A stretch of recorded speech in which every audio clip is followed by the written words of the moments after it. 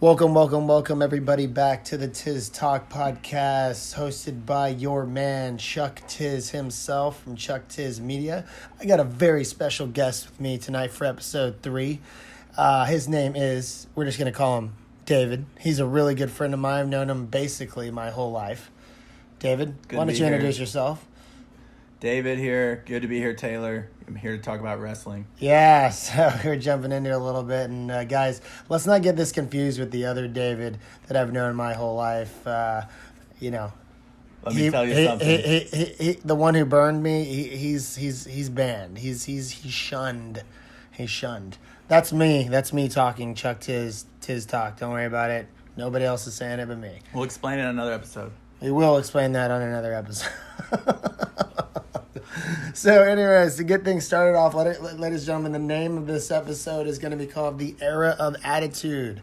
And the reason being is because we are going to go over I'm going to stop for a second. If you were a kid our age in the late 90s, there was something called the Monday Night Wars. It was between the WWF, owned by Vince McMahon, and then there was Ted Turner with the WCW. We were hooked on it. I'm sure a lot of you guys are hooked on it. If you weren't, then just don't listen to this episode. We don't care. Listen to the next one. Listen to the last one. Whatever. But we're going to go dive a little bit deep into it because it was a passion of ours when we were a kid, and I've actually kind of got re-engaged and watching some of this old content from the WWE Network, and it's kind of brought me back to my childhood, and me and David grew up watching it together. So that's why I had him as my guest on this show tonight. That being said, I do like to start my shows off doing certain things. And for those of you who know, maybe you're sick of hearing some of this statistical bullshit that I like to spit out of my mouth, but it's all true. So, David, I have a couple questions for you, and then we'll get on to what we need to talk about. Oh, yeah. Let's see. How many TV sets worldwide were sold today, do you think?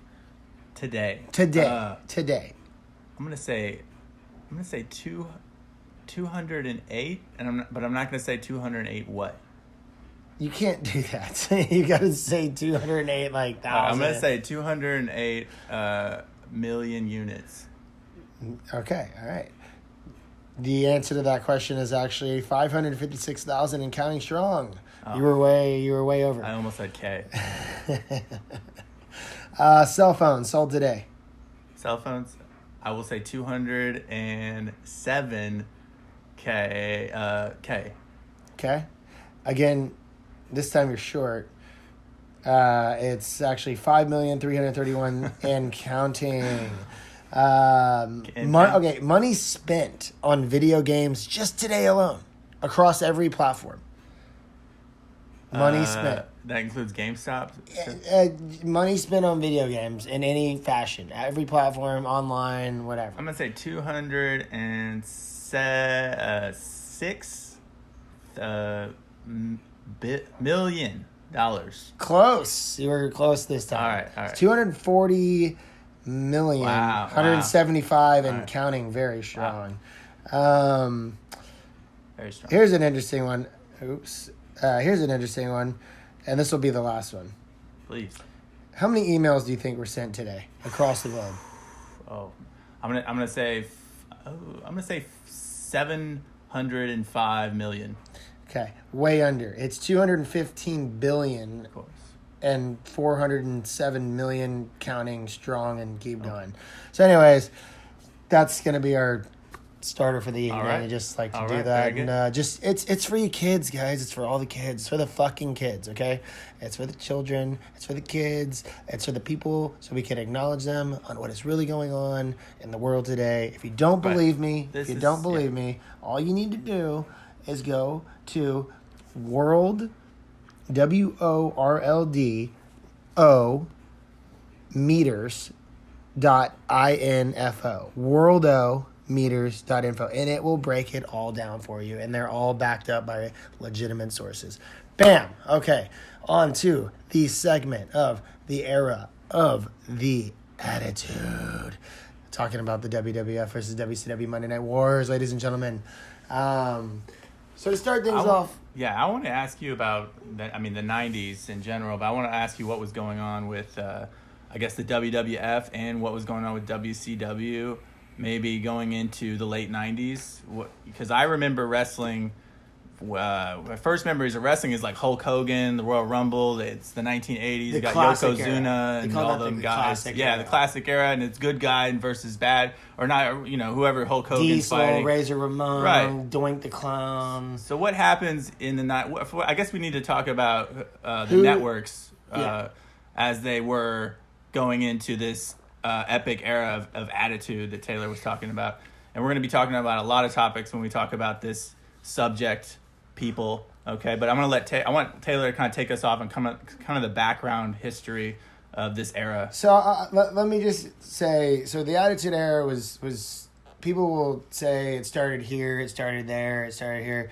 So here's what happened, okay? In the mid 90s, okay, you had a group of like really talented wrestlers in the WWF. You had Razor Ramon, you had Shawn Michaels, you had Hulk Hogan, you had Macho Man, you had Yokozuna, you had The Undertaker. I mean, the list goes on and on and on and on and on. I mean, you had Ted DiBiase, the $1 Million Man. You had them all. You had them all, right? Now, is he the money behind some of this? Or what happened with NWA? No, that was just a storyline. It's a storyline. Yeah, but now when they say billionaire Ted, they're talking about Ted Turner. Millionaire Ted is DiBiase. Ted DiBiase, who really probably didn't even have $1 million back then. But anyways, so the way, in my opinion, this all really came about and started was, in 93, I believe, Hulk Hogan was on his way out of the WWF. He was actually on his way out of wrestling looking to be more of a movie star. And he left. He did. And then then you have Bret Hart and you got Shawn Michaels. You have all these people that are still around. And they were using... Actually, a funny thing was when Hulk Hogan left, they tried to turn Lex Luger into like the next American man. And it just didn't work out. And Lex wasn't with it, and Lex went back to WCW pretty quickly. But now is this before he was in the Four Horsemen, Lex Luger? Yes. Actually, that's a good question. For our listener... I'm trying to remember. Man, Lex Luger, I think, was a Four Horsemen, like way in the late 90s. Like, I think that was a way after. Okay, maybe that's a later thing. Yeah, the original Four Horsemen, like Arn Anderson, his brother, I forgot his brother's name, Ric Flair, and not Chris Benoit. Well, he was at one point. Yeah. But the WWE doesn't like to talk about Chris Benoit. They don't even mention his name on the network. It's crazy. They'll show his matches, but it'll say whoever he's wrestling, and it'll be like, in a singles match. They won't mention his name. Right. But anyways, I'll ask you about him later. But go on with tangent. So I think what happened was, okay, Hulk left. Then he realized, he wasn't done with wrestling, and then he signed a really, really giant contract with WCW, which was Eric Bischoff. Okay, Eric Bischoff basically started poaching, people coming off of the WWF roster back in those days. So Hulk was basically the first one, right? Instantly becomes the world title, holder in WCW, basically, almost like that.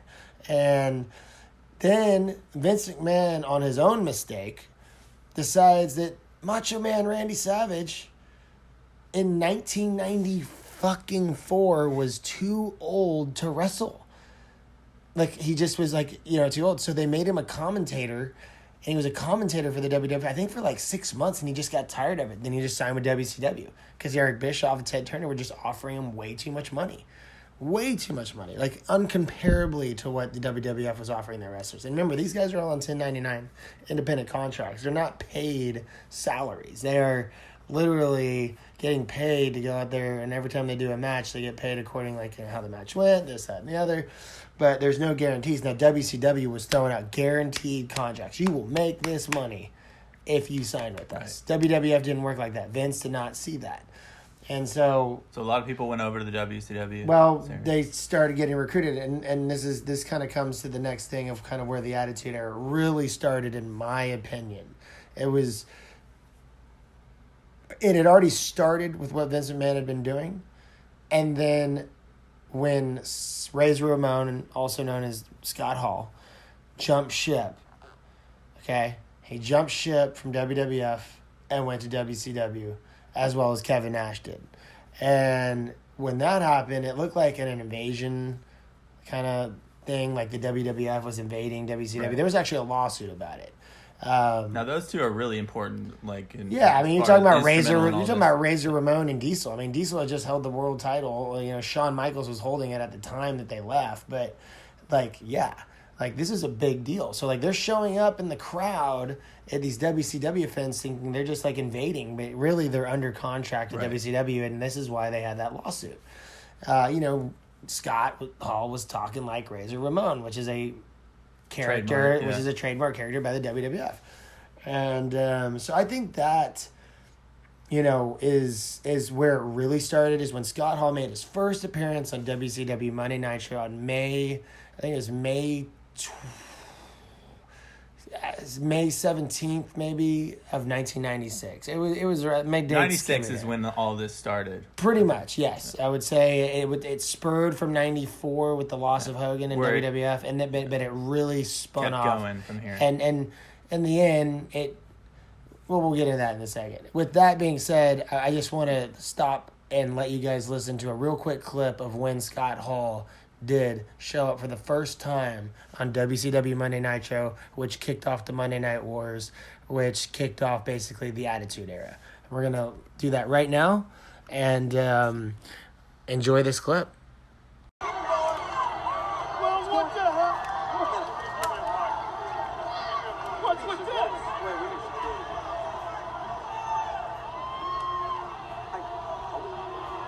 have no idea. Hey. Wait a minute.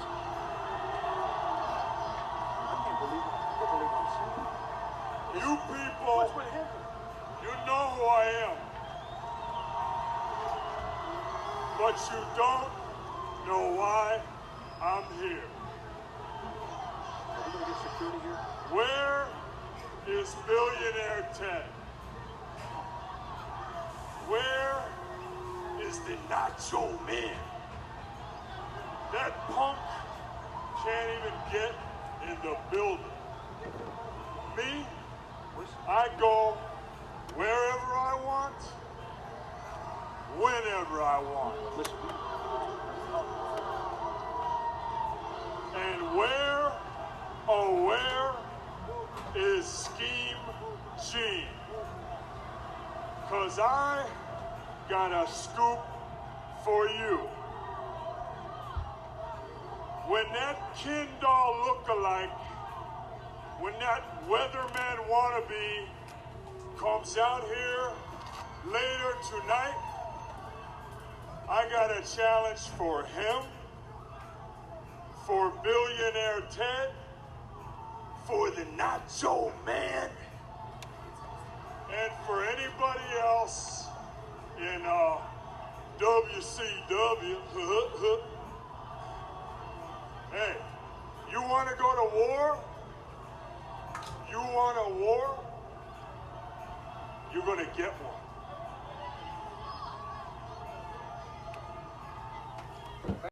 Well, all right, ladies and gentlemen, I hope you enjoyed that clip.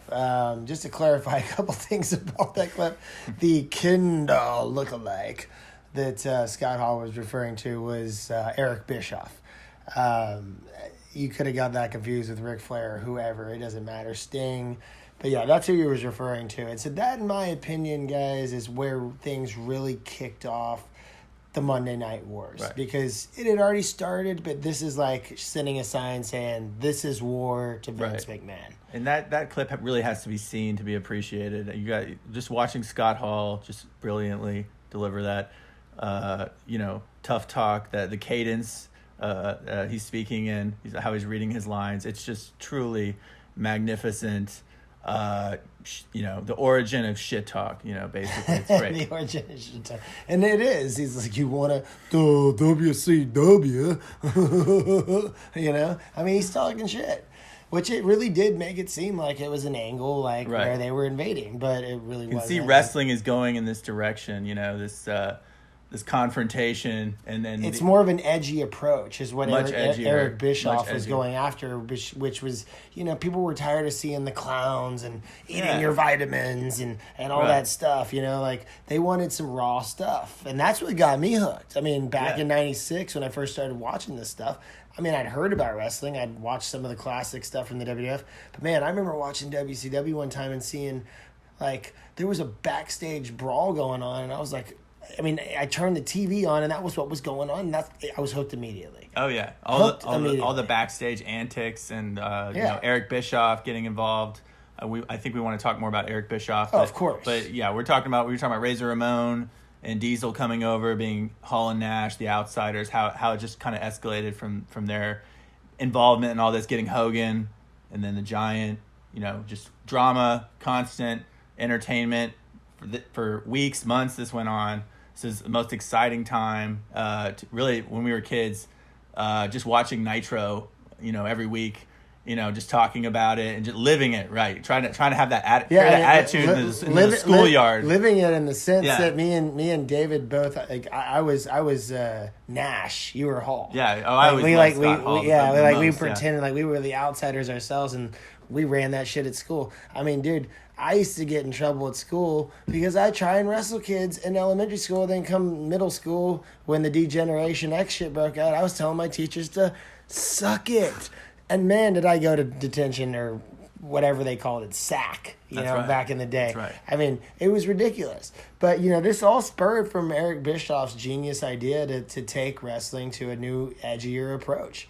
And I mean, it got really, really, really tough for WWF to compete. This is when TV 14 came around. This is when it got really raw, folks. Yeah, I mean, it was, I don't even know if the TV ratings had happened yet. I think that happened in the later 90s, but even still. Yeah. And so anyway, the NWO's formed, Hogan joins at Bash at the Beach 96, the surprise third, guy. Right. And there's been talks, and look, guys, basically, if you really want to be if you're interested in this and you really, really want to, dive into it deeper, go get a subscription to the WWE Network. It's $10 a month. By the way, WWE, cut the check. Free promotion, but I'll be more than happy to have you guys as a sponsor on my show. So just you can go ahead and cut the check for this one. Yeah, WWE Network. Fix your shitty programming. It's actually insane. The web services have been very helpful. Thank you. It has so much content. I'm reliving my childhood. It's awesome. I love it. And I may sound like a nerd to some of y'all, but to be honest with you, I don't give a fuck what any of y'all think. So, anyways, back to and that's what this is all about. It's the Attitude Era. It is. It's the era of attitude. It is ruthless aggression. Right. It is 2020, my friends. It is the new decade. It is the decade for us, and I will say that until the day of 2029, until the next decade, and I'll keep saying it and saying it, saying it. So still gonna be kicking, baby. Still gonna be kicking. Still gonna be making that money, chasing the bag with 10 Commandments, all that stuff. But anyways, we're getting off topic, going off on a rant again. So anyways, right now we're actually watching an episode of the Monday Night Wars of the rise of the NWO. It's on silent, can't hear it, but we're just kind of watching it, recapping our childhood and stuff. But going forward, okay, so here's what happens. And David, if you have questions, stop me and ask me. But so Vince is starting to get really like, oh shit, like I have real competition. Because next thing you know, you get the 1, 2, 3 kid. He shows up. Ted DiBiase shows up. Virgil, Vincent, the black dude, he shows up. All these people just start showing up. And it's crazy. So what becomes of the lawsuit? Well, the lawsuit was, I think it was settled or it was dropped because they were saying that basically they were using it as an invasion angle. That wasn't true because they were under contract, and Bischoff had to go on at the I think it was the Clash of the Champions, or maybe it was either Clash of the Champions or it was June of '96. I forgot the pay-per-view it was. So, at what point does WCW become more, watched? Okay, so there's a podcast called 83 Weeks. Okay, it's by Eric Bischoff and another gentleman, Bruce Pritchard, I think. I'm not sure, but basically starting right around when Hogan joined the NWO and the Outsiders, created the NWO. Yes. WCW went on a ratings win for 83 weeks straight in a row against the WWF. Right. The WWF not once in 83 weeks ever beat them in ratings. All the way up into 1998. So from 96, summer 96 to about spring 98, WCW had the ratings. And that's really the era we're here to talk about, I think. Yeah, I mean, well, it is. And I mean, I think we're going to talk about DX maybe on another show, or are you talking no, about NWO and DX? No, DX is totally attitude era. So yeah, that's the WWF response to all this, but I think... But that's a good question, is how... So Vince McMahon being a billionaire today, right, and being pretty fucking smart, in my opinion, he realized that, WCW's taking all my old wrestlers, right? Right. And, they're in their 40s and all this shit, and everybody wants to watch it. But what he did, and it's smart, in my opinion, which was smart, was... He pushed it further, though. He took new talent and pushed it, even harder. So, look at Stone Cold Steve Austin. I mean, he's probably the most, if not, The Rock. Okay, The Rock and Stone Cold, probably the two most known superstars to this day, especially for these younger kids out there. They great image. Yeah, I mean, they know who Hulk Hogan is, but do they know who Scott Hall is? Do they know Razor? No. Right. But they definitely heard of Stone Cold. They definitely heard of The Rock. They might have heard, and they probably heard of D-Generation X. And they probably heard of the NWO, but they don't know the details behind it. And so, with that being said, Vince had to do something, right? And here's where Vince McMahon, okay, he's always been a commentator on his own show. On Monday Night Raw, he was always a commentator wearing a stupid Raw jacket. And then... Commentator, actor. Yeah, I mean, it's producer. It's sports entertainment, okay, guys? It's wrestling. I know a lot of you think it's fake. It's choreographed. I will agree with that. But these dudes are taking blows. Much more real than you think it is. It Not really just is. physically, but we're going to talk about the animosity a lot of these people had for each other, the drug issues, all of this, the violence, and everything. The network, the backstage violence, the violence. That's what made it real. And so with that being said, good point. Things really changed in November of 1997 for the WWF. Because WCW had just been on top. Shawn Michaels, in my opinion, is the greatest wrestler alive. Entertainer. He's the icon. He's the showstopper. He's the main event. He is the headliner of the WWE. That's what he says. But he might be a cocky motherfucker. So is Hulk Hogan. But I gotta say that Shawn is the best performer and the best promo shooter I think that there is. I mean, that dude can go in front of a crowd of 50,000 people alone on stage, like he did in Montreal, that one I showed you today, and just piss the crowd off and sit there with a fucking smile on his face and just laugh about it. I mean, that takes some balls. From what Taylor has shown me about DX and Shawn Michaels, a lot of stuff I missed at the time, just the amazing promos. I would only put maybe the best moments of the NWO at its peak against some of these promos Shawn Michaels has done, largely in conjunction with Triple H, of course. Right. And so with that being said, Vince needed to do something, right? Because, you got the NWO, they're running shit in WCW, basically trying to turn it into the NWO and get rid of the WCW name in general. But that would just have been stupid anyway, because, what are you going to have the NWO fight in the NWO? Because they did that, the black and red versus the black and white, which I thought was the stupidest angle in 1998. But, it was fun at the time. But that being said, you got in 1997 for the WWF, Shawn had taken an injury, right? And he came back, and this really all spurs DX really was created between the Bret Hart and the Shawn Michaels, their rivalry on camera and off camera, because these two guys hated each other on camera and off camera. I mean, these guys legitimately fucking hated each other. And Shawn is a motherfucker, dude. That guy is relentless, and he reminds me of myself. You have a clip of this, right? No. I do have a clip, but it's not regarding Shawn. It's with Triple H, and I'll play it in a second. But I just want to say the Montreal Screwjob in November of '97, in Montreal, obviously. Bret had the belt. He had the title. Shawn was up to face him, and there was just a big dispute. Bret did not want to lose the belt in his home country. He refused to do it. He just refused, but he had already signed a contract with WCW. So Vince was scared that he was going to take that belt if he didn't lose it that night and take it over WCW and throw it in the trash. Just like Medusa did earlier in '96. She won WWF World Women's title. She gets signed by Eric Bischoff, walks on live TV on WCW, and drops the WWF Women's title belt in the trash can.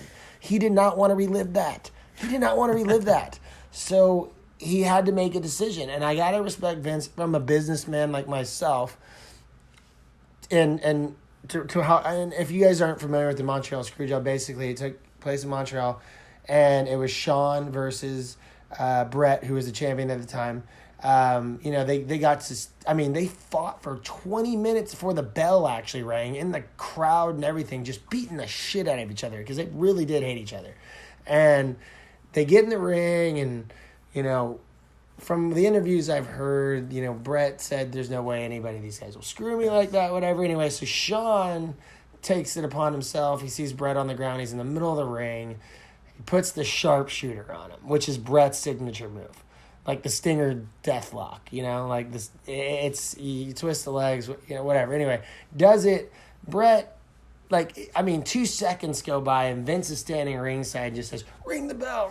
And so, bing, ding, ding, and then, Brett grabs Shawn's leg and knocks him over.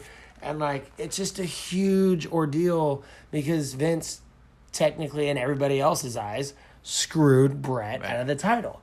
Now, is that the case? I don't know. But they had to get Shawn Michaels the fuck out of there real quick because there were so many angry Canadian fans. And if you saw the beginning of that match, he's sitting there literally wiping the Canadian flag underneath his balls, humping it, and telling it the flag to suck it. You want to talk about pissing a crowd off. This guy knew how to do it, dude. He really did. He's a fucking G in my book and will always be. Well, I want to hear this clip you got for Shawn Michaels, and then I think we should go back maybe afterwards and talk about the NWO, backtrack a little bit, and then we'll maybe come around, talk about Shawn Michaels again. Yeah, well, we need to talk about DX a little bit. Well, let's more. show this clip so we know. We're not at that clip we're not at that point yet because it's a different point in time of DX. So anyways, here's how Vince rebutted, right? Here's how he, kind of got back at doing the NWO. Right. He decided that, actually Vince didn't decide shit. Shawn was like, we're calling ourselves D-Generation X. I'm tired of Generation X getting such a bad rap. You know what? Fuck you. We're going to call ourselves D-Generation X, and we make the rules. Or no, you make the rules, and we will break them. It's a classic line. Anyway, so the original DX members, you got Shawn as the founder, in my opinion. You got Triple H as his sidekick, and you got Chyna. Okay, they had a really fun run from October '97 and then all the way down basically to the Royal Rumble of 1998 when Shawn had to face The Undertaker in a casket match. Shawn made a mistake and he basically broke his back, being flipped over the ropes and landing on the casket, and it fucked up his lower back. And he was still able to perform, but he was in a lot of pain for the next couple months. And then in WrestleMania 14 with Mike Tyson, if any of y'all remember that, if you watch that match, you can see how much pain Shawn is in. And I'm going to tell you this, Shawn was in some bad shape. Bad shape physically, bad shape mentally. That dude was on so many painkillers. He was on so many somas. He was just so fucked up, and that's not just him. Right, that's Scott Hall. Scott Hall. Right? Oh my God, Scott Hall got the worst of it. In the early 2010s. He was basically incoherent and gained a ton of weight and couldn't even walk. He was in a wheelchair. He's cool now, but all these guys, I've heard some horror stories. I heard the New Age Outlaws one time took 35 Xanax. 135 Xanax in a 3-day period. Wrapped their car around a tree. Just all sorts of dumb shit. These guys all just did a bunch of drugs. Right. They did. Shawn especially. And Shawn was the kind of guy who just didn't give a shit at all. And just so everyone knows, we're talking about during the match, during the promo. Just during anything. Shawn never showed up. High all the time. Yeah, Shawn. Well, Shawn. They don't go home and do drugs. Shawn especially never showed up. When he was on live TV, until he made his comeback in 2002. But anytime in the 90s, he was fucked up. I mean, he was on some shit, man. Like painkillers. I don't even know. But regardless, so this is how this works. Shawn loses the belt. They were, and actually the WWF was really worried. Vince was really worried that he was gonna not show up to WrestleMania that year because he was so fucked up on drugs. They just thought he was just not gonna show up. Now, was this during the NWO years? Yeah. This is March 1998, and when WCW is still on top. They're still on top, but this is at the very end of it. Yeah. This is the very end of the 83 weeks. It really is. And so, anyway, Shawn loses to Stone Cold at WrestleMania 14, March, I think it's March 29th, 1998. And, Tyson came in, did the fast count, whatever. It was Stone Cold's time. It was the beginning of the Austin era, is what they call it, which is still within the Attitude Era. Right. But Shawn, after that, just went off the deep end, man. He was in this really dark spot. I can relate to that. I mean, I've been in dark spots like that before, but not to that extent. Right. And you mentioned Mike Tyson. This is also the era, I guess, when you had like Dennis Rodman in the NWO. Yeah, they had to do that because stars were colliding at the time. Yeah. This was like the big entertainment everyone was the big excited one, about. This was the big one. No one is excited about wrestling like they were in this time. Okay, I'm talking about DX and NWO. You got to understand, Tyson.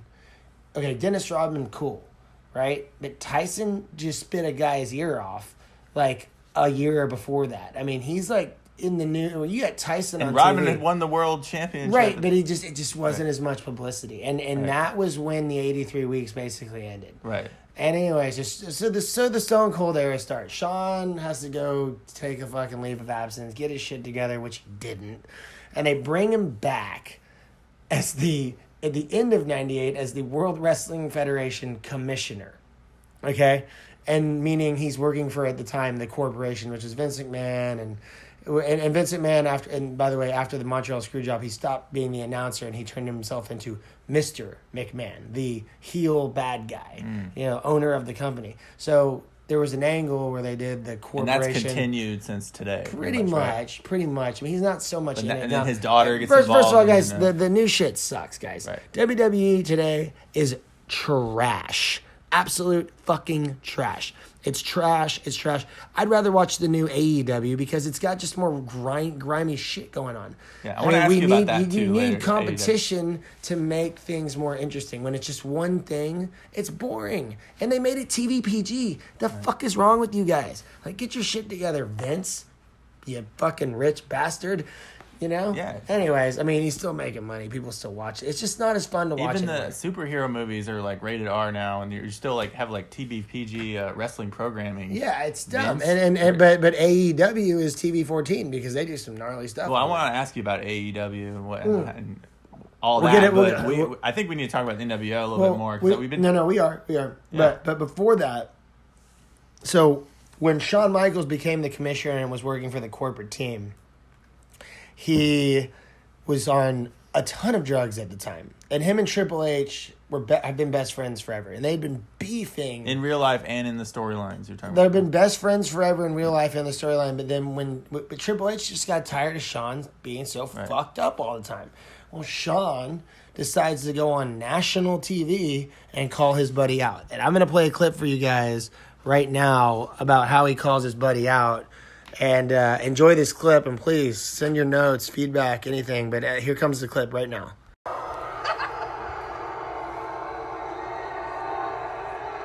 First of all, Triple H, if you want to talk about who does or who doesn't have balls around here, let's start with you. Uh-oh. Let's go back in time to the birth of D-Generation X.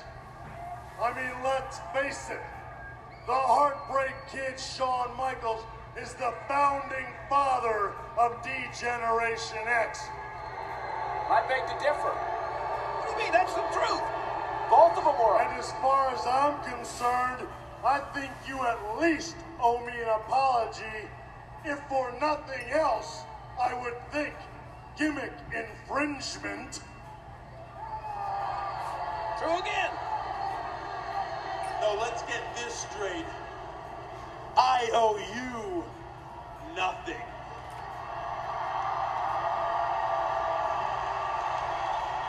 You don't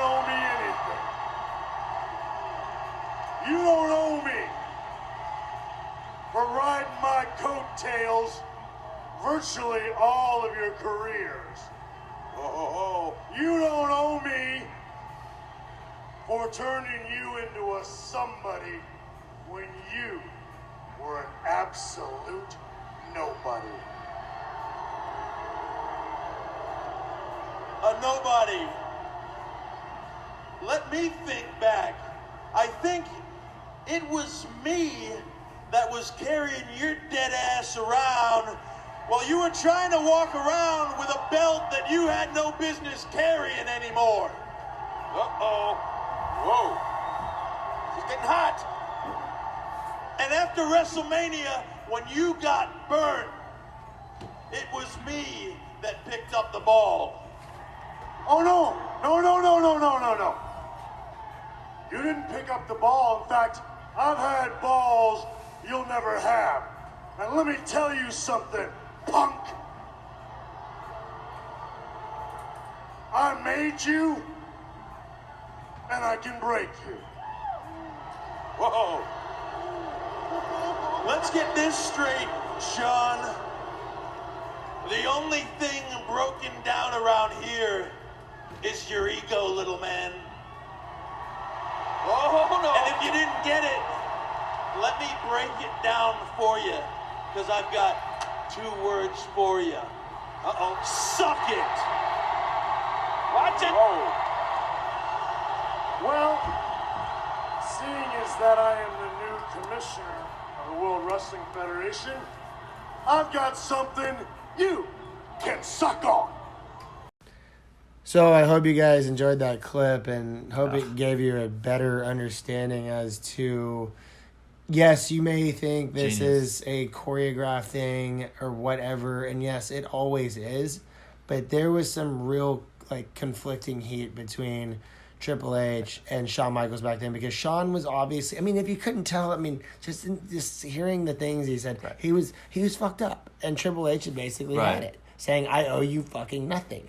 And calling his ego out. And Shawn responded the way he always would. He goes, well, I got something for you to suck on. That's a typical Shawn move, and honestly, that's why I like the guy so goddamn much. And again, you have to see these things. You need to go out and watch them. WWE Network, cut the check. Please. Or just go to YouTube, find this particular encounter, and you got to watch these entertainers perform. Because a lot of it's visual too. But you heard what they were saying. But it is entertainment. They call it sports entertainment for a reason, because yes. But like he's saying, it's real too. There's a lot of bad blood here. Oh, this is real feuds. Why it's more entertaining. It's actual there's uncomfortabableness there. There's awkward. It's real. Dude, when you put that many fucking dudes on steroids or just rough guys in the back room, how many egos are flying around there? Who's the best?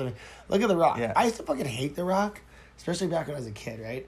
But I've gone back now that I've gotten the WWE Network and yes, there's so much content. I've gone back and watched a lot of stuff, and I really fucking like The Rock now. I recommend, but going back a few years, I recommend The Rundown with Sean William Scott. I thought that was his best movie. Holy shit, that's really funny you say that, dude. Literally, on Christmas Day when I got home from family shit, I laid down. That movie was on Amazon Prime that my roommates have or whatever. Right. Clicked it. I watched it. I was like, damn, this is a badass movie. Christopher Walken's in it. Right. It's a good movie. Oh, yeah. I had seen it. Good rental movie. But it had been so long. But it was.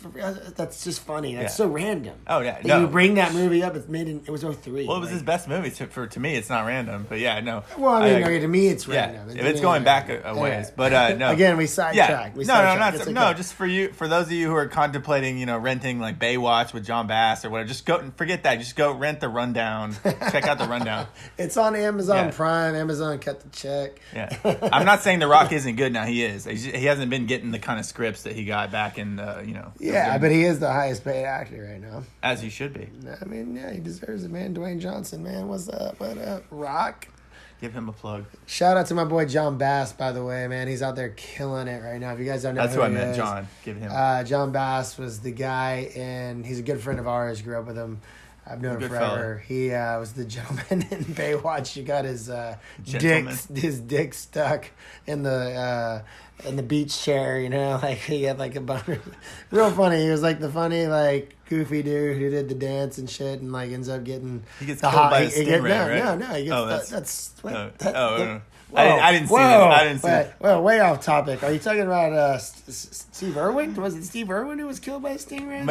Maybe so. But let's talk about The John Bass. crocodile dude. The crocodile hunter, yeah. Yeah, Steve Irwin. Still, yeah. How the fuck did that come up? You're talking about the sea. I don't know. Stingrays. Okay. That's the Ganj. I didn't see this one, but you want to see quality of The Rock. You watch the rundown. Yeah, it's a good one for sure. But check out our guy John Bass. Yeah, check out whatever John Bass has been in. Just check. No, he's on the new show. He was in with that Steve Buscemi, the TV show. It's called The Miracle Workers. Miracle Workers. Yeah. Sorry, John. I've been watching it. I'm just. Yeah, I'm not myself at the moment. So what I'm saying is, if you guys haven't watched Miracle Workers, check him out, John Bass. He's in a lot of other movies. Molly's Game. Yeah, he's in Molly's Game. He was on The Newsroom, which was an Aaron Sorkin drama. Yeah, and so is Molly's Game. And okay. So that's Aaron Sorkin. Yeah, he has a small part in it, but it's a really good part and it's really funny. Like he plays like a funny, like really rich, like art like dealer. Like he's like worth billions of dollars. Anyway, Sean, we love you, buddy. Shout out, buddy. Shout out. But anyway, back off the tangent. So we were talking about the enmity between Triple H and his former counterpart, Shawn Michaels. So, by the way, we didn't mention Shawn Michaels was the Heartbreak Kid at one point. Some of our listeners may be like half wrestling fans. I'm sorry. Or he's hold on. I should have every time I say Shawn Michaels, I should say the Heartbreak Kid Shawn Michaels. I'm sorry. I should have been doing that from the beginning. He is the Heartbreak Kid and will always be the Heartbreak Kid. He never stopped using that name. Right, of course. That's how I came to know him. So, first, so it's the Heartbreak Kid, Shawn Michaels. That's how I should. When I first heard of him, I hadn't seen all this stuff that Taylor was telling me about. I was watching the NWO during its heyday. I missed a lot of this DX stuff at the time, but he's been helping me catch up. But I remember Shawn Michaels like pink, like gay, like I'm not just to say, like, wearing those stupid glasses. Yeah, and shit. He would wear. Bret Hart like wasn't mullet. gay, but he would wear like the Bret Hart type of like spandex shit or what. I mean, they're all wearing spandex, but he was like one of those like pink, like 80s kind of early 90s kind of guys that you didn't really pay attention to. But just the attitude, how he kind of carried on his attitude the spirit. changed. The spirit of NWO went into the DX. Well, that's what this show is all.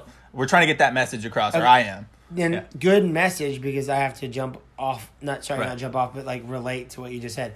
Here's the deal and I forgot. I should have mentioned this before. That the NWO, there was a group called The Clique. It's a backstage group. It consisted of Shawn Michaels, the Heartbreak Kid. It consisted of Kevin Nash, Diesel, Scott Hall, Razor Ramon. Okay, same people. Okay, Scott. If y'all don't know, when I say Scott Hall, Razor Ramon, that's one person, just two different fucking names. Kevin Nash, Diesel, same person. Just sorry to interrupt. Can you do an example of like a trademark kind of thing he would do? He took over to WCW. That was like maybe the basis for the lawsuit that you were talking about. Like what would he say? I am asking you to do an impression. Chico, man, what you think this is, man? You got a problem with me? You got a problem? I mean, he's talking like Scarface. Yeah, he was Hispanic when he was Razor Ramon. Right, but he brought that over to WCW at first. Right. So basically, it was like they were like saying like he was using the same character. Right. Kevin Nash didn't get that pinned on him because he didn't act like Diesel. Because Diesel, what the fuck did Diesel? He had no personality. Right, exactly, no personality. But working class guy, Razor Ramon, Scott Hall. He was the genesis of a lot of what happened with NWO. We didn't talk about Eric Bischoff. Who I think we should probably go back and talk about Eric Bischoff. We will. Eric Bischoff is the orchestrator behind all it. Without Eric Bischoff, there would have never been the Monday Night Wars. Without Eric Bischoff, there would have been... I mean, I don't even know where wrestling would be today if it wasn't for him. He really did change it. Now, WCW didn't last. It got bought out in 2001 by Vince McMahon. He bought his competition, rightfully so. Right. So he won the wars, by the way. At that point... Shit, WCW sucks so bad that, I mean, dude, he bought it for like $8 million. Right. When that company was worth like $8 million? Yeah, it was like an $8 million purchase. It was ridiculous. Like Time Warner, first of all, like got hooked up with Turner, so they were like working like I think Time Warner bought Turner, and so they were like, we want to get rid of this show, and so like they were basically willing, but no one would buy it. But Vince was like, I'll buy it. for like what is $8 it? million. Peanuts, right? That's Even peanut. in that time, dude, that's like fucking. That's like fucking him throwing a quarter to a bum, right? On the street for how much money he had. Anyways, we're getting so off topic. Well, yeah. Well, later maybe we'll talk about why the value was so low of the WCW at that time. I mean, because the fucking it was trash. Yeah. It was absolutely trash. How it got to be trash. Because Vince Russo came over, Eric Bischoff got fired and rehired, and it was just a mess. You talk about the Wolf Pack, all that stuff. Yeah, that's when it really started to go down, like bad, like spiral downwards. Just some dumb shit. It's dumb shit. But regardless, these were older guys when this. I mean, this was like their swan song. This was like their. Their showdown. This was their final shot. A lot of these older guys, right, in NWO. But it was the height of their careers in many ways. Some of them, right? When you say that, even Hogan had his best. Still had a run in WWE. I know he did. Afterwards. No, I know he did, and he had, of course, he had a run before, of course. But I'm saying at this time, wouldn't you say maybe he enjoyed his work the most during this time? Yes, I would say maybe that. Even forget the money. I would say Hogan in the 80s and early 90s, he had his like, "Oh, eat your vitamins, Hulkamaniacs, blah blah blah blah blah." Like that was definitely like cool. That had to have been awesome for him, right? Well, that had to have been fucking great. But to have this kind of career later in your age, for him to take a heel turn, he took a second and turn into like the bad guy, like the bad guy of the bad guys that have never been seen, created by Eric Bischoff. No one expected this. Created by Eric Bischoff. And that was the biggest heel turn in history for sure, without a doubt. Biggest heel turn in history without that, and I think he enjoyed those days the most because that was when wrestling was at its peak, and it was because of that angle. That's when I paid attention to it. That's when I paid attention to it. And when it ended, that's when I stopped paying attention to it. Pretty much, that's when I switched to the WWF, and then I kind of just stopped watching it. I just stopped watching it altogether, and then, and then I kind of got a little thing going back for it again just because I got that WWE Network. But anyways, now are we going to talk about the XFL at some point? We can maybe touch on it, but just give us a year real quick. When was that? It was after 2000? No, they're bringing it back. It starts. No, I'm talking about the first attempt. It was like 2000. It lasted for one season. It was like it was horrible, and there was Vince McMahon behind it as well. But to him, that was just some other project that he went on. He just thought he bought the WCW the next year. Despite that, or maybe it was the same year regardless. Well, let's talk about. Do you want to talk about NWO? Well, so let me just finish though off of what the clip you guys, and just with the whole DX thing. So Shawn leaves, and then Triple H basically has to pick up where Shawn left DX. This is in March, end of March '98, early April. Like they got to do something because they're not just going to dissolve DX because it was such a big thing. Like, people just fucking love that shit. I mean, dude, how many times did I get in trouble for saying suck it to the teachers or to anybody in fucking middle school? I mean, it was ridiculous. So, he had to do something. And so, what happened was Sean Waltman, which is the 1, 2, 3 Kid Xbox 6. No relation to Shawn Michaels. No relation to Shawn Michaels, but part of the Clique. Oh, that's what we were talking about, the Clique. In that sense, wait. Okay, the Clique is where you were talking about. Let me finish the Clique. Because you talk about the Clique, that's DX, but then maybe you can do a call back to the kind of clique they had when they were forming the NWO. Let me explain. Yeah. Let me explain to why Shawn one time came on TV and said, "Don't you make a fucking mistake. The Clique runs this business," and he was mentioning my two buddies went down south, but don't take kindness for weakness. The Clique runs this industry, and he's referring to basically saying the Clique consisted of Kevin Nash, Scott Hall, Shawn Michaels, Sean Waltman, the 1, 2, 3 Kid, Xbox 6, whatever you want to call him, and fucking Triple H. Those 5 guys. That was the Clique. They were hated backstage. They ran in the Clique. And when they were all together in WWF, and then when they got split up, when Shawn made that comment on live TV saying, "Don't confuse, destruction with expansion." He's like, we run this business. We got Kevin Nash and Scott Hall running the NWO, top of the world. Right. See that? Okay, and then you got DX, the remaining 2, because 6 is in the NWO time. X-Pac. They're all on top. They're all holding belts. Like, it's crazy. So that is what he meant by another big drug user, right? X-Pac. Oh, dude, yeah, big time. Him, Triple X, I mean, AKA. I think the not to be confused with Vin Diesel. Triple H was the only one who really didn't get into drugs. I think Kevin Nash was like, he tried it but didn't like it. But it was really Scott, Shawn, and X-Pac. Right. Like, they were, like, some serious young guy. And Shawn was the kind of dude who just, like, didn't give a fuck. He would go up to Vince McMahon and just yell and scream at him. Probably got fired and rehired the next day. He was just that kind of guy. He had that, like, flamboyant, like, attitude. And anyways, back to what I was getting at. Triple H had to form a new one. Sean Waltman's contract had just ended with WCW. Actually, he got fired. I think Eric Bischoff fired him through the mail. He didn't even call him over the phone. Maybe that was Steve Austin. I don't even know. It doesn't matter. So then literally the next day after that WrestleMania 14 with Mike Tyson, Sean Waltman, X-Pac, comes and gets introduced by Triple H on stage. Like, literally, he was just on WCW a couple weeks ago. Now he's on WWF programming as the new member of DX. And then they also bring in the New Age Outlaws in that same night. So now you got a 4-man group in China. Right. And so, so that was the DX that people probably remember a lot more so than a lot of the Shawn Michaels stuff, because Shawn lasted 6 months before he had to take a leave of absence. Right. And so that DX is probably more memorized because you had Billy Gunn, you had, badass Billy Gunn, you had Road Dogg Jesse James, you had X-Pac, you had China, you had Triple H. I mean, it was more of a memorable thing just because if you weren't paying attention at the time, when the Tyson thing happened, a lot of people really started watching WWF. Right. And so at that point, after that match is done with Shawn, like, he was nowhere to be seen for almost 9 months. Right. It came back. So anyways, that's what I'm saying. So there was 2 DXs, but you would never have a DX without Shawn Michaels, and you would never have a DX without the NWO. It was their counter fight. Right. And in the end of the day, DX won that battle because they're still intact today. They just got inducted in the Hall of Fame. WCW had its heyday. They did. They just went south. And anyways, but those are great. Those are great moments. They're all great moments. I mean, like I said, there's so much content, guys. Just go pay $10 a month to watch it if you're a fan. If not, like I said, don't even listen to this episode. But I know we want to talk. I know we have another clip we want to show of Shawn Michaels. This is during like the Lewinsky era, folks. Yeah, when since we're going through an impeachment right now, sure. This is involving the other impeachment with Bill Clinton, but it's just Shawn Michaels and Triple H's way of showing their appreciation. This might be my favorite clip you've shown me of this duo. It's the best, and I guarantee you guys this is going to bring back a lot of memories for a lot of people who are enjoying this right now. Because we got the uncensored version of it, and it's almost not like impossible to find. And so I really hope you guys enjoy this clip. So enjoy it.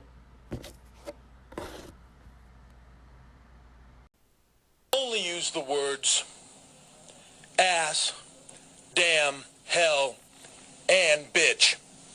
We will never, however, use the words shit, fuck, goddamn, Jesus Christ, faggot, or any other racial or sexual slurs. Now then, as it pertains to video, we promise there will be less dick references. Oh, shit. Watch your fucking mouth. Well, fuck me. God damn it. Fuck. One last thing. Even though many of you believe that currently the favorite pastime in the Oral Office is swallow the leader, I did not. I repeat, I did not sleep with that young intern. As a matter of fact, I was up all night. Yes. Very topical. Yes. Thank you, Shawn Michaels. Actually, let's take a moment of silence, everybody, just to praise how amazing that skit was that USA made them do, but we got the unedited version. So, I hope you guys enjoyed that. But let's take a moment of silence for a second. Okay, moment of silence is over. No, I'm still enjoying it, thinking about it. Yeah, no. So, anyways, that was just Shawn Michaels at his but Triple H and too. Triple H. I mean, just you have to see this, whether it's a censored, uncensored. Just try to find both versions. Watch both of them. Find it on YouTube. Type in DX presidential. The smugness. You have to see the kind of entitlement, the sense of superiority, the showmanship, the entertainment value of these performers, because these are brilliant actors at their peak. giving you exactly what you would want. I wouldn't call them actors, but no. they did do a good acting job. True. But when I think even the wrestler would admit when he's doing his promo, he's doing a bit of. I'm not saying what's going on in the ring is fake. Don't get me wrong. Like I said, Shawn and Triple H are probably two of the best, and The Rock. Yeah. And Stone Cold. Yeah. But I think Shawn also and Triple H together gave some of the best promos ever. Well, no one's had the kind of success The Rock has had as far as No. Going I mean, into that whole. we're not going to go into that again. Well, maybe another show. We talked about the rundown. We already talked about that. We talked about the rundown. Talked about the Tooth Fairy. Fairy. Shout out John Bass. Do you want to shout out real quick, though, before we move on, just to finish this out, to my boy Casey Kiernan with AM Hoops. And if you don't know what AM Hoops is, now he's done a change of format lately. He's been working in the sports television broadcasting for CBS all over the country, actually, for sports talk for 7 years, and he just quit and started doing his own thing, or he decided to quit or do whatever, but he was ready to do his own thing. Started a podcast. He even told me about it because he's a good friend of mine, and it's called AM Hoops. And he also did a YouTube channel at the same time. And AM Hoops I would listen to it every morning as my podcast. I don't watch every NBA game. Right. But he broke every single NBA game down to the T. I was totally informed, right? Well, no. So the thing is, now he's only doing his podcast on Fridays. And he's probably going to go over the whole week of just highlights. But his YouTube channel is every day now. Because he went from zero. He started at zero at both. Subscribers. His podcast subscription, I think, account was at 150, while his YouTube was almost 250,000. Yeah, I saw Casey interviewing. So it's which one are you gonna choose? That following, which makes sense. And Casey, shout out to you. And I was talking to him about this today. Actually. Oh, were you? Okay. Yeah. I saw him interviewing Greg Popovich a few years ago. I was like, wow, he's really. Yeah, he was in San Antonio. He lived in San zone. Antonio. Yeah, he was in his thing. I remember him from high school. I remember he had a band. He used to spit on his floor when he was practicing. And I had gym class with him. Actually, funny guy. Not to beat you up or anything. Yeah. But no, anyway, he actually was one of the reasons that inspired me to actually start doing this podcast. And also, I got a shout out to an inspiration of mine that is another Houston native. His name is Ross Bolin with the Ross Bolin podcast. Oh, yeah. RBP gang, all about it. Ross, Houstonian, my age, lives in Austin, runs one of the most influential, just awesome podcasts I know. If you guys don't know, and you don't have to cut the chest. Cut the check, Ross. Not just yet. You don't have to cut the check. I'm just giving you a shout out because you are an inspiration to me. We did have mutual friends in high school. I think you went to West Side. I went to Bel Air. Anyways, it doesn't matter. Shout out RBP gang for life. Yeah. And just wanted to do that real quick. So we're gonna jump back into the wrestling shit now. We're gonna finish it off with so now you know where DX is at, and you got The Rock and you got Stone Cold. I mean, that's a whole nother story, and we're not really gonna go so deep into The Rock and Stone Cold and all that right now. Because I feel like they're a part of a later phase. Well, it was kind of like the Austin Rock era, right? The Attitude Era was mixed with several different pieces, and that's a whole nother segment that we can talk on. But yes, they did Stone Cold, The Rock. Wrestling wouldn't be what it was without him. Absolutely. I mean, there's just no way. But you got to realize all of this came about because of an idea that Eric Bischoff had about making the New World Order, and that's what created the tension between the two companies, which made them both very successful. And then, of course, you had the downfall of the WCW, which is just again, I'm not going to get into detail, but They 1 year they lost $60 million. Mm-hmm. Okay, Time Warner's we're done, and they sold it to Vince McMahon for $8 million. I mean, it's insane. And so yes, Vince, thank you for letting us watch your WWE Network and all the old shows and all that. But to finish it off, I know you wanted to talk about the NWO just a little bit more. You were telling me. I mean, we can talk about the NWO for a whole show. But something interesting. I thought because you were telling me about what is Kevin Nash's role in all this? Because we've been giving a lot of credit to Scott Hall. We've been giving a lot of credit to Hogan and Eric Bischoff. You told me that Kevin Nash wrote most of the a good portion of the I wouldn't say story. most. He was. I mean, that's a big achievement. I think you 'cause gotta those are the realize- best. For me, those are the best moments. I appreciate Shawn Michaels. I disagree with Taylor. I think I like the NWO stuff. Maybe the peak, and then I agree. I see his point of view. Shawn Michaels is the best, the DX stuff. But you got to give credit to Kevin Nash for writing all this. Great. Well, he didn't write Shawn shit. No, not Shawn Michaels. I'm saying. But what I'm getting at is no. I put them on the same level. They're in the same category because DX wouldn't exist without NWO, right? And I mean, like I get it. Like, but I just feel like the DX thing was just like a more edgier angle. For sure. At first, the NWO was extremely edgy. Nobody had seen anything like that. But now they were getting used to it. Then all of a sudden, DX come out and everybody's telling everybody to suck it on national fucking TV for kids to see, like me. Excuse the language, but I'm sorry.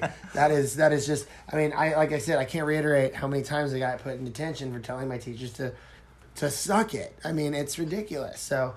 And it's in a sense I've revamped it to some of my colleagues at work today. They tell me to suck it. They throw up the X sign. I'm like, dude, no, not here. Everyone knew what that not meant. Here, not here, not right now. Yeah. Come on. Anyways, but no, to get on the whole NWO topic and with Kevin Nash, and you were asking me, what were you asking me again? Well, you said he was a big the writing. I didn't know that because I thought he was just some grunt when I was watching it, but he deserves a lot of credit creative wise. I think I just want to put that out there because most people don't know how important he was too. In addition to Scott Hall, of course, who is the greatest, I think, in this whole era, in my opinion. Well, he did have some really bad times of alcoholism and drugs, like on TV. But for me, he's the Shawn Michaels of the WCW. Sure. Yeah, they were very. If you want to boil it down to one person, okay, that's a fair statement. But for NWO, for NWO, it really is an ensemble, though. It's a cast of characters with when you get into the DX era, it is really just these couple of guys, and then. But great personalities you have in the NWO, and you have Macho Man, you have people who are in their latest. At one point, there was too many people in the NWO. Exactly. It was like, and that's when it kind of like got split up, and then it turned into like just a stupid thing. Like you got the Wolfpack, red and black NWO, and then you got the white Hollywood, black and white NWO, and it was just a really cheesy angle. I mean, you even had Sting get involved. Right. And then where do you go at a certain point? I mean, it's just that's when WCW started to kind of go down. Now, the one thing that did save them in that period of time was Goldberg. Right. Goldberg saved them from a total down crush. They did. He did. I mean, he was the man at the time. I mean, like, no shit. I mean, 1998 was a good year for WCW. Undefeated. But yeah, like I think he went like 150, and then at Starrcade he got cattle prod by Scott Hall's drunk ass. Classic. And then, fucking Kevin Nash beats him. But anyway, as far as Kevin Nash writing stories, excuse me, that was the Modelo coming out there. White Claw.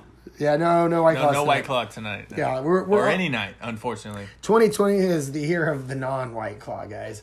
We're not drinking White Claws anymore. Less right? White Claw than in 2019. Yeah. Anyways, tragic. No, but to get on that, all wrestlers, especially when they went to WCW from WWF, they had something called creative control. Right. Meaning they were able to basically kind of like depict or decide on like. They would have to agree on something. Like, Eric Bischoff is going to go up to Hulk Hogan and say, you're going to drop the belt to someone tonight. Like, Hogan would have to agree to it. He's got the creative control. We're talking about Hulk Hogan would have to agree to that. Yeah, Hogan would have to submit. Well, Hogan is also supposedly the biggest pest of fucking backstage politics and wrestling from what I've heard in the first place. Like, it's his way or the fucking highway, and like, he's good on TV and all that, but like, it doesn't matter. Anyway, a lot of wrestlers have creative control. Shawn Michaels, they all had it in WWF, but Vince had a tighter leash on him than Eric Bischoff. Eric Bischoff gave these guys basically freedom to do whatever they wanted to do. And that being said, Kevin Nash was able to write a lot of some of the, storytelling for the NWO or for the WCW. I mean, he got involved with it, and he did a lot of it. He didn't do all of it, but he was very influential in it. Right. And you can see that as things progress, like into 1998. Mm-hmm. If you watch like a bunch of Nitros in '98, right. If you have time for it, like who the fuck has time? Or you watch highlights, but you'll see that Kevin Nash has a little bit more control on what's going on the show. Now, did those guys ever come back to the WWF after the Yes. NWO? So when WCW got bought out in 2001 for $8 million. Again, $8 million. $8 million, guys. Like, I mean, that's pennies, man. Literally. I don't care how the WCW was doing at that time. If I had $8 million, I would still consider myself poor. Yeah. I I heard your last show. Chasing the bag. I mean, not poor, but like, that's money. Like, yeah, I could live on that for the rest of my life. But for what I want to do in my life, for a time. Yeah. For what I want to do with my life, like, $8 million is not. Yeah. That's not the ceiling for me. Yeah. Chase the bag. We go back to chasing the bag on another episode. We can do it all we want. Yeah, 8's just single digit. But numbers. Always chase the bag, guys. Yeah. Always chase the bag. Remember, that's number one. Take care of your family. Go to work, do your thing, do what you got to do. Chase the bag, make the bag come first. And now we're going back to the wrestling topics. But to close it off with the NWO. Like I said, very integral part of creating the Attitude Era in the first place, the era of Attitude. Eric Bischoff, thank you so much for doing that. Thank you, Eric Bischoff, because you did shape my childhood in a sense. Yes, and thank you, Shawn Michaels. The last 6 months catching up on your Sean. Attitude. Sean, we want to just thank you if you're listening to this. Thank you, Sean. Thank you, Kevin. Thank you, Scott. Thank you, 1, 2, 3 kids. Yeah, all of them still alive, by the way. Thank you, Triple H. Remarkably. They are. Yeah. Fortunately, they are, yes. Rest in peace, Mean Gene Okerlund about a year ago. He died last New Year's. Rest in peace, Bobby Heenan, the Brain. Oh, yeah. Rest in peace, China. China, Macho Man, the Ultimate Warrior, Roddy Piper. Rest in peace to all these legends, all these people who went when they were too young. And I think it had a lot to do with their usage of drugs and especially fucking Randy Savage. Macho Man, that guy's a fucking maniac. Right. I mean, that guy was so off his fucking rocker. I mean, you should just see some of the stuff on YouTube if you haven't checked. Just type in Macho Man cocaine. And you will see some of the most ridiculous videos you've ever seen. On that note, we are going to end this awesome segment. David, thank you so much for coming on the show with me tonight. I thought it was great, and we will do another one. It doesn't have to be about wrestling, but we will continue to do these things. Do you have any last words for the guest of the Much love, Taylor. Always enjoy, talking with you, especially wrestling. Taylor knows his shit. Okay? Thank you. I appreciate the compliment. But tune in, please. Again, you never know what you're gonna hear here. Yeah, on this it's always different, man. It's always different, and we want to keep you guys informed. And we want to, for the younger listeners, we want to make sure that you listen to us older gentlemen and don't make the mistakes that we made. Just don't do it. Just don't do anything stupid. And on that note, peace out. We love you guys.